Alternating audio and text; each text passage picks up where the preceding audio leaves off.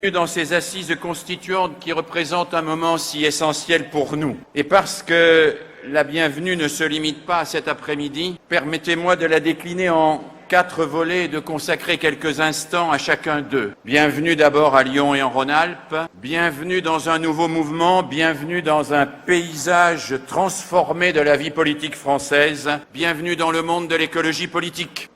Bienvenue d'abord en Rhône-Alpes et à Lyon. Je n'irai pas jusqu'à vous dire que Rhône-Alpes est le berceau de l'écologie politique, mais nous ne pouvons pas oublier que c'est à Crémalville que certains d'entre nous, dont moi, ont fait leur premier pas de militants écologistes. C'est peut-être même à Crémalville que, face à la violence d'un gouvernement qui déjà se prenait pour l'État, est apparu l'impératif, à côté du mouvement associatif, d'une structuration politique forte des écologistes. Mais bien sûr, Rhône-Alpes avait auparavant participé au combat écologique impulsé par René Dumont. Dès les années 70, Philippe Le Breton s'était illustré dans la défense des zones humides et de la biodiversité dans les marais des Dombes. En Ardèche, dans la Drôme ou dans l'Isère, des paysans avaient déjà commencé à s'engager dans la recherche d'une agriculture plus respectueuse de la nature. Et ce n'est pas un hasard aujourd'hui si la biovallée de Die apparaît comme un des exemples les plus importants d'une approche écologique territoriale globale. Plus en amont encore, Rhône-Alpes s'est illustré par son engagement dans le mouvement coopératif. C'est à Lyon qu'on trouve les premières sociétés de secours mutuels fondées par les Canuts en 1825. C'est à Saint-Étienne que les ingénieurs sociaux s'émancipent du conservatisme de Frédéric Leplay pour militer aux côtés des mineurs avant que Simone Veil inaugure les premières universités populaires. C'est à Valence qu'émerge l'une des expériences coopératives les plus radicales avec Bois-Mondo. C'est en Rhône-Alpes qu'est né aussi Économie et Humanisme, que se sont développées le plus vigoureusement les expériences d'habitat coopératif et qu'existe l'une des rares expériences poussées de monnaie solidaire, Sol, à Grenoble. Ainsi, Rhône-Alpes se trouve-t-elle à la convergence de 2 grandes traditions qui ont donné naissance à l'écologie politique, la tradition environnementale et la tradition coopérative. Et c'est parce qu'elle se saisit en même temps de ces 2 héritages que l'écologie politique est une voie d'avenir. Et l'important ici, bien sûr, c'est en même temps. L'environnementalisme, quand il ne remet pas en cause les modes de production qui ont abouti au pillage de la planète, n'est rien d'autre qu'un supplément d'âme sympathique. De même, le solidarisme, quand il ignore que si chacun vivait comme un Français, il faudrait 2 planètes supplémentaires, ce solidarisme n'est rien d'autre qu'un discours incantatoire, tout aussi sympathique mais voué à l'échec. Aussi, à ceux qui nous accusent de nous être gauchisés parce que nous affirmons que le néolibéralisme productiviste est incompatible avec la défense de l'environnement, comme à ceux qui nous suspectent d'être complices de la droite quand nous disons que toute activité économique n'est pas forcément bonne à prendre si elle compromet l'avenir de la planète, nous disons bienvenue à Lyon et en Rhône-Alpes, une terre où l'on conjugue la défense de l'environnement avec la solidarité entre les êtres, les régions et les peuples, une région où l'on n'entend céder ni sur la défense de l'environnement, ni sur la solidarité entre les êtres, les peuples et les régions. Bienvenue à Lyon et en Rhône-Alpes et bienvenue dans un nouveau mouvement politique. Il était temps de renouveler la vie politique française. On ne peut pas passer son temps à se désoler du fait que les Français se détournent des urnes et continuer à faire fonctionner les grandes organisations politiques comme des machines à fabriquer des carrières et à organiser la lutte des places.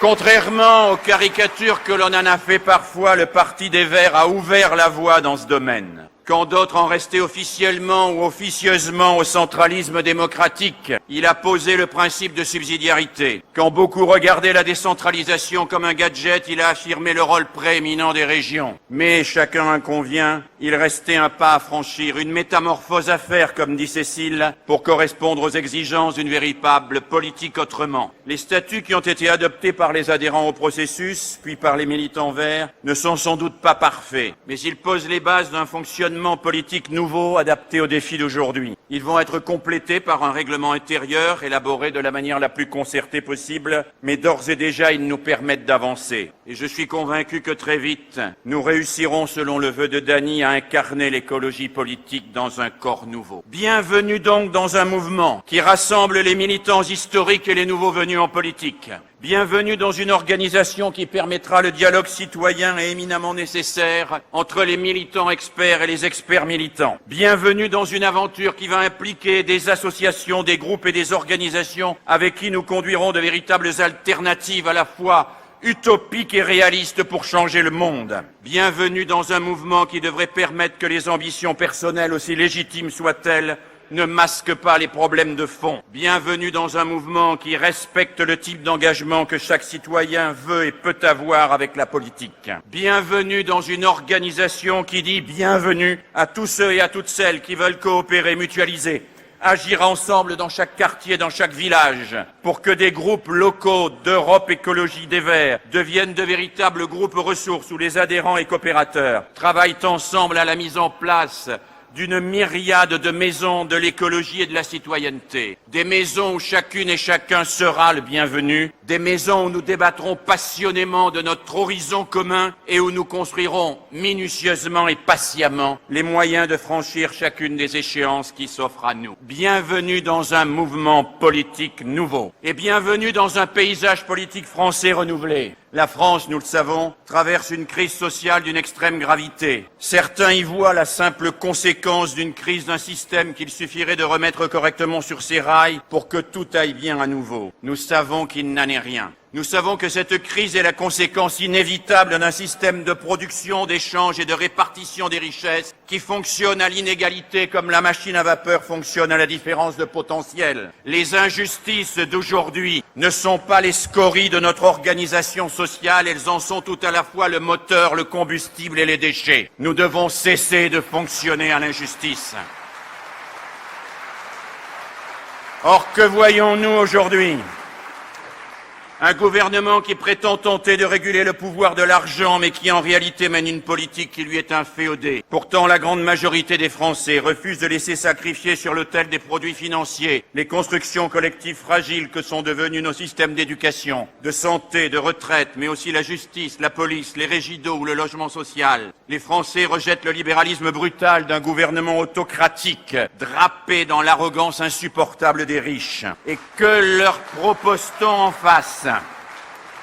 Trop souvent de substituer au libéralisme hard un libéralisme soft, lisse et convenable, géré par des hommes et des femmes politiques qui ont fait leurs preuves. Or, nous ne croyons pas que la social-démocratie ait fait ses preuves. Nous ne croyons pas qu'elle ait fait la preuve de sa capacité à reconstruire le politique autour du bien commun. Nous l'avons vu à l'œuvre, au quotidien, passer son temps à déplacer le curseur au gré des circonstances en introduisant un peu plus de contrôle technocratique de l'État ou un peu plus de marché et de concurrence. Ce n'est pas ainsi que l'on arrêtera dans sa course la machine à vapeur qui, prise de folie, nous entraîne vers l'abîme. En revanche, c'est en introduisant systématiquement la question du bien commun à tous les échelons de la décision publique que nous pourrons enfin nous recentrer sur l'essentiel. Les écologistes ont fait de cette question du bien commun leur pierre de touche, partout où qu'ils soient. Avec l'obstination d'empêcheurs de consommer et de piller en rond, ils demandent « Que faisons-nous du bien commun quand nous faisons ceci ou cela, quand nous décidons de faire une route ou de construire un supermarché, quand nous investissons dans le nucléaire ou que nous sacrifions le budget de la formation, quand nous préférons encourager la spéculation foncière plutôt que l'agriculture de proximité ?» Nous posons et nous poserons toujours ces questions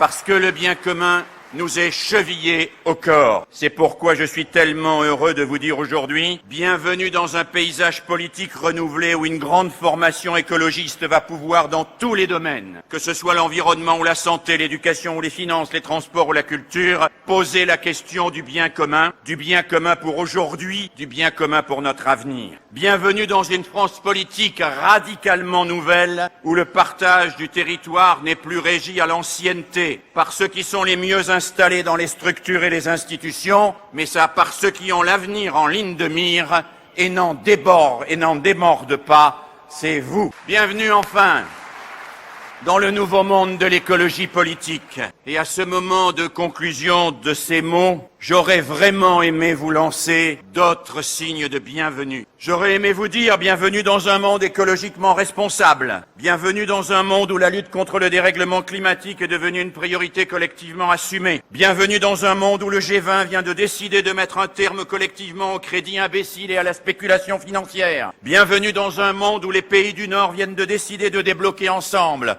les 16 milliards de dollars nécessaires à la scolarisation primaire universelle pour qu'il n'y ait plus 69 millions d'enfants privés du droit à l'éducation. J'aurais aimé vous dire bienvenue dans un monde qui a découvert que ses richesses matérielles étaient limitées et qu'il devait maintenant parier sur le caractère illimité des richesses humaines. Bienvenue dans un monde, j'aurais aimé vous le dire, où les droits humains sont respectés partout, jusque dans les moindres recoins de la planète. J'aurais aimé vous dire bienvenue dans un monde où l'on n'abîme plus ni la nature ni les hommes. Mais nous n'en sommes pas là, pas tout de suite. Il nous reste du travail. Entre nous, avec nos concitoyens, avec tous les citoyens du monde. Entre nous, nous devons construire cette culture de la confiance sans laquelle rien ne peut aboutir. Nous devons apprendre à nous dégager des rapports de force pour inventer des solutions qui nous tirent ensemble vers le haut. Entre nous, nous devons travailler avec acharnement pour rendre nos propositions claires et crédibles. Face à nos concitoyens, nous devons être irréprochables, faire ce que nous disons et dire ce que nous faisons. Il n'y a pas d'arrangement possible avec la probité, en tout cas pas pour les écologistes, ou alors toujours au détriment de la démocratie.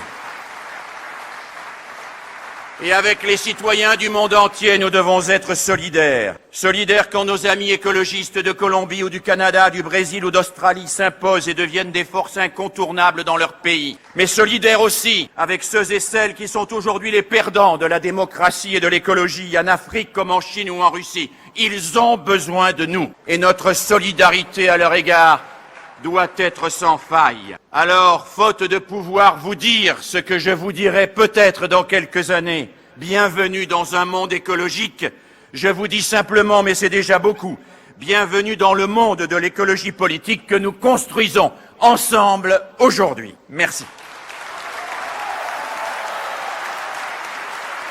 Et bienvenue maintenant à tous ceux et à toutes celles qui vont intervenir et nous accompagner cet après-midi. Bienvenue à Cécile Duflot, à Daniel Cohn-Bendit, à Eva Joly, à Jean-Paul Bessé, à Dominique Voynet, à José Bové, à Catherine Grèze. Bienvenue à tous ceux et celles qui maintenant vont nous rejoindre sur cette estrade. Bienvenue à vous, bienvenue à eux, bienvenue aux assises constituantes de l'écologie politique.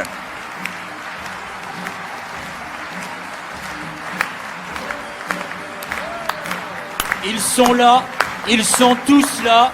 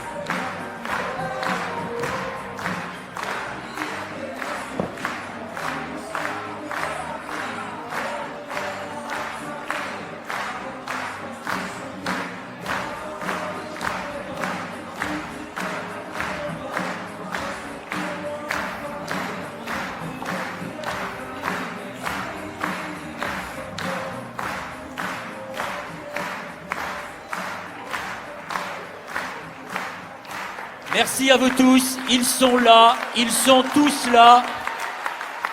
Ce que le peuple de l'écologie avait rêvé, ils l'ont fait.